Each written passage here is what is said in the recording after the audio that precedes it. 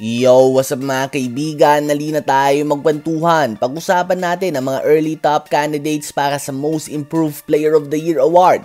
Unahin na natin si Jalen Duren. Ang stats niya nga last season ay 11.8 points and 10.3 rebounds per game. Ngayon ay inangat na niya ito sa 19.6 points and 11.8 rebounds on 66% shooting sa field.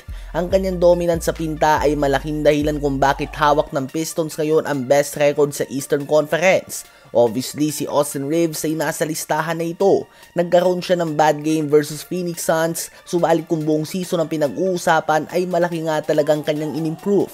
Ngayon ay nagpapakita siya ng numbers sa pang All-NBA member, averaging 28 points, 6 rebounds, and 7 assists per game on 52% shooting sa field. Lahat nga ng stats niya ay nagsisitaasan ngayon mga kaibigan, kaya naman walang duda na deserving siyang maging parte ng usapan sa award na ito.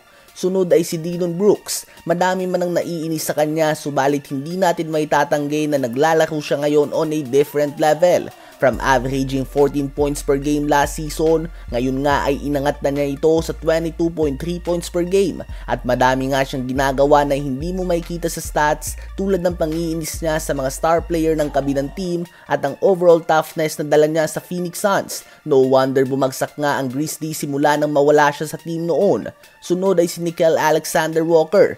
Tila ba isang ibong nakalaya siya ngayon sa Atlanta Hawks, no longer playing behind the shadow of Anthony Edwards. Samahan pa ito ng injury ni Trae Young sa Hawks, nakabuelo nga si Alexander Walker mga kaibigan, and from averaging only 9 points per game last season, ngayon nga ay nagtatala na ito ng 20.4 points and 3.6 assists per game.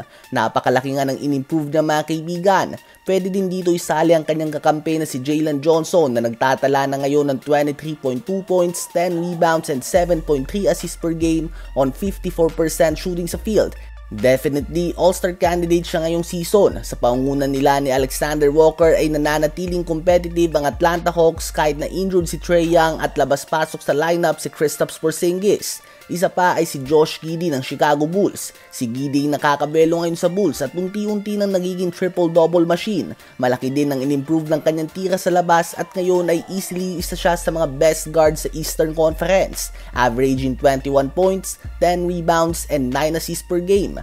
Isang pangalan na dapat kasali din dito ay si Deni Avdija ng Portland Trail Blazers. From averaging 16.8 points, 7.2 rebounds, and 3.9 assists per game, ngayon nga ay gumagawa na ito ng 25.8 points, 7 rebounds, and 5.8 assists per game. At ang panghuli na sa palagay ko ay dapat kasali din dito ay si Ryan Rollins ng Milwaukee Bucks. Yan nga ang stats niya mga kaibigan. No need na nga ng explanation, malaki talaga ang ginaling niya ngayon. Kaya ba mga kaibigan, sino ba para sa inyo ang early winner sa award na ito?